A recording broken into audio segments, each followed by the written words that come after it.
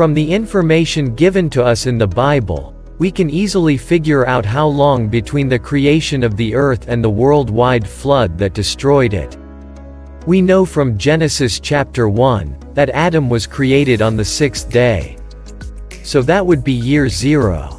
In Genesis chapter 5, we see that Adam had a son named Seth when he was 130 years old.